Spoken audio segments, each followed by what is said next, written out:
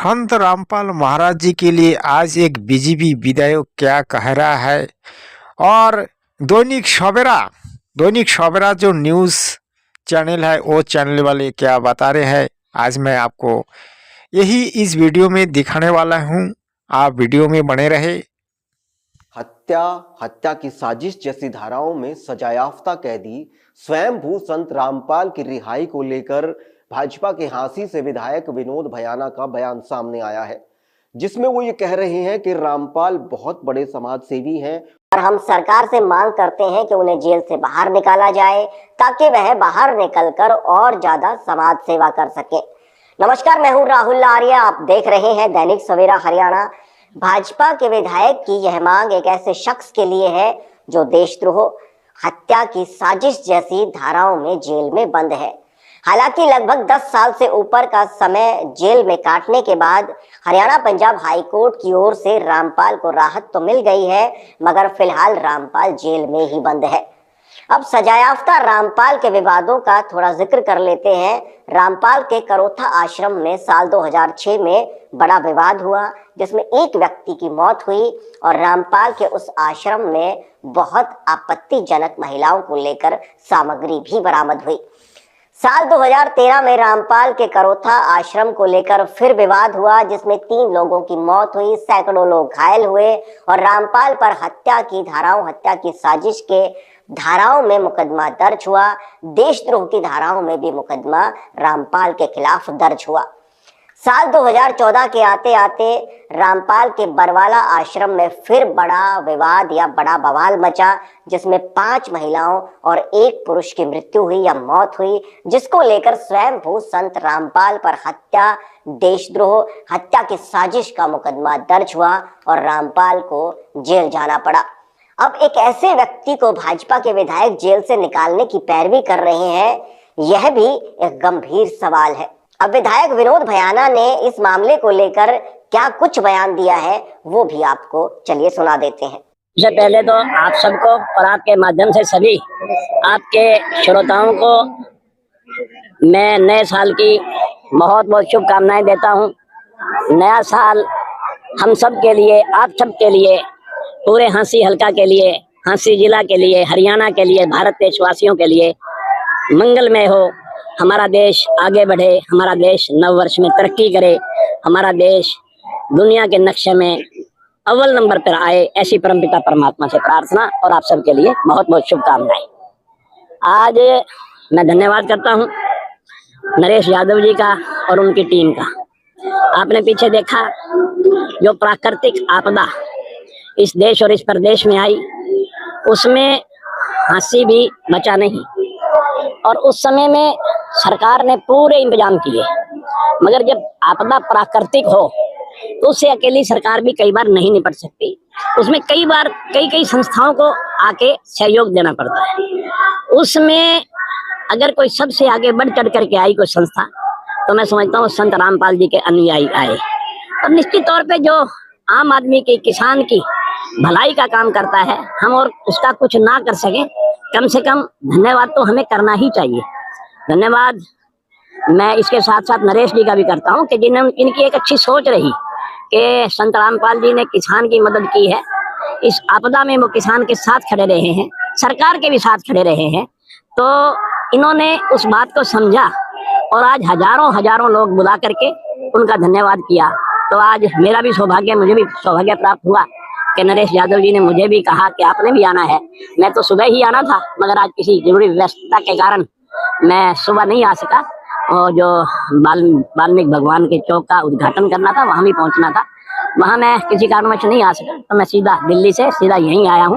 मैं इनका धन्यवाद करता हूं कि इन्होंने सबको बुलाया, मुझे भी बुलाया और हम सबको संत रामपाल जी का धन्यवाद करने का अवसर मिला। रामपाल महाराज जेल में है, क्योंकि आपने मुझसे कहा कि उनकी आवाज उठाई जा रही है कि उनको जेल से बाहर आना चाहिए, लाया जाए, उस पर आपने भी पॉइंट ऑफ व्यू रखा है। देखिए, ये सारी समझदार हैं, आप सारी बातों को जानते हैं। कानूनी प्रक्रिया होती है, वो एक कानूनी प्रक्रिया के अंदर से वो जेल में गए और कानूनी प्रक्रिया हम सरकार से भी निवेदन करेंगे वो कोई ना कोई ऐसा रास्ता निकाले कानून के तहत ही। देखो कानून से ऊपर कोई भी नहीं है, कानून के तहत कोई ना कोई ऐसा रास्ता निकाले। तो ये कितना बड़ा समाज सेवी है जिसकी सोच हमेशा आम आदमी के उत्थान की रहती है, मानव के कल्याण की जिनकी सोच रहती है, जो मानव की कल्याणता के लिए काम करते हैं, उनके लिए भी कोई ना कोई ऐसा तरीका कानून के अंदर रह करके निकालना चाहिए, ताकि वो बाहर आकर के आम आदमी के उत्थान की जो बात करते हैं वही कार्य निरंतर करते रहे।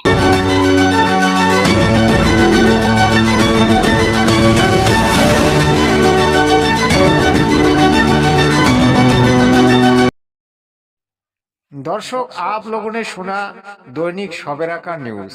संतरामपाल महाराज जी के लिए एक बीजेपी विधायक आज क्या बोल दिया, क्योंकि संतरामपाल महाराज जी एक समाज सेवक है और समाज कल्याण के लिए काम कर रहा है।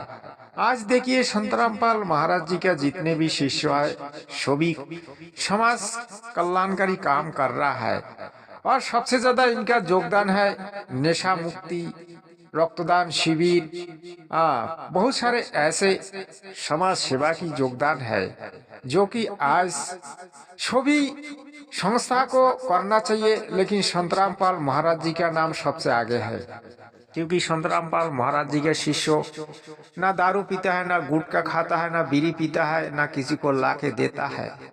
और सबसे बड़ा एक संतरामपाल महाराज जी का एक कार्य है कि दहेज मुक्त विवाह हो।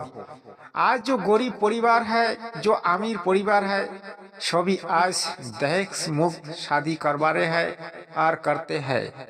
देखिए ऐसा संस्था जो है बहुत ही उपकारी संस्था है। आज कोई भी माँ बाप चिंता नहीं कर रहा है मैं अपनी बेटी का शादी कैसे करवाऊं, क्योंकि बेटी का शादी करवाने में माँ बाप का जमीन जायदाद घर बाड़ी कभी कभी बिक जाते हैं, माँ बाप फकीर हो जाते हैं। लेकिन आज संतरामपाल महाराज जी ने वो मार्ग दिखाया। आज बेटी पढ़ाओ, बेटी बचाओ, बेटी का टेंशन दूर कर दिया। आप अगर संतरामपाल महाराज जी से दीक्षा लेते हो, आपके घर में अगर 2 बेटी हो 3 बेटी हो तो आपका टेंशन खत्म, क्योंकि संतरामपाल महाराज जी का जो मार्ग है, संतरामपाल महाराज जी का जो मार्ग में चलेगा उसको दहेज मुक्त शादी करवाते हैं या दहेज मुक्त शादी उसके बेटी की हो ही जाएगा, क्योंकि संतरामपाल महाराज जी का जो शिष्य है वो दहेज मुक्त शादी करते हैं या करवाते हैं। तो कितना उपकारी संत है। आज पूरे देश में संतरामपाल महाराज जी की जय जयकार हो रहा है। लेकिन एक सवाल इसमें है, संतरामपाल महाराज जी समाज सेवक है, इतने उपकारी संत है, फिर भी आज जेल में है। दुख की बात है। संतरामपाल महाराज जी का सभी केस धीरे धीरे बाइज्जत बोरी होते जा रहा है, लेकिन पता नहीं संतरामपाल महाराज जी क्यों जेल में है। हमें कोई बार लोग पूछते हैं, भाई तुम्हारे गुरु एक तो महान संत है और उपकारी संत है जो समाज सेवा के लिए बहुत सारे काम कर रहा है, लेकिन जेल में क्यों है। आज उनकी 10 करोड़ से ज्यादा अवजयी है, फिर भी उनको कोई भी निकालने का कोई मार्ग नहीं ढूंढ रहा है, या फिर सरकार उस निकालने नहीं दे रहा है। क्यों ऐसा हो रहा है? समझने वाली बात यही है दर्शकों की संतरामपाल महाराज जी उपकार तो करते हैं, लेकिन उपकार की जो उपकार करते हैं उसकी तो याद किया जाता है, लेकिन उनका दुख को कोई समझना नहीं चाहते हैं। ऐसा ही हुआ संतरामपाल महाराज जी के साथ।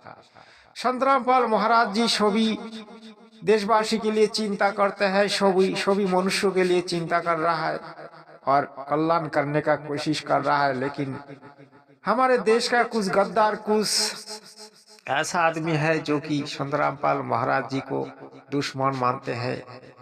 ज्यादातर हमारे सनातन धर्म का जो साधु महंत गुरु परंपरागत जो गुरु है, वो लोग आज संतरामपाल महाराज जी को मानने के लिए तैयार नहीं है, क्योंकि संतरामपाल महाराज जी कबीर जी को परमात्मा बताते हैं और परमेश्वर बताते हैं, और वो लोग कृष्ण को भगवान बताते हैं, शिव को भगवान बताते हैं। उन लोगों में आज बहुत ही हिंसा हो गया संतरामपाल महाराज जी के लिए। लेकिन संतरामपाल महाराज जी जो कार्य कर रहा है बाकी जो हमारे 4 शंकराचार्य है वो लोग भी नहीं कर पाएगा, क्योंकि ये लोग तो सिर्फ गद्दी संभाल रहा है।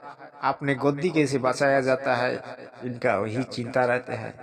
तो चलिए दर्शक, आज का वीडियो अगर आपको थोड़ी सी भी अच्छा लगा तो 7 लोग वार्ता चैनल को सब्सक्राइब करें और ये वीडियो जरूर अपने दोस्त अपने मित्रों के पास शेयर करें। सत श्री अकाल।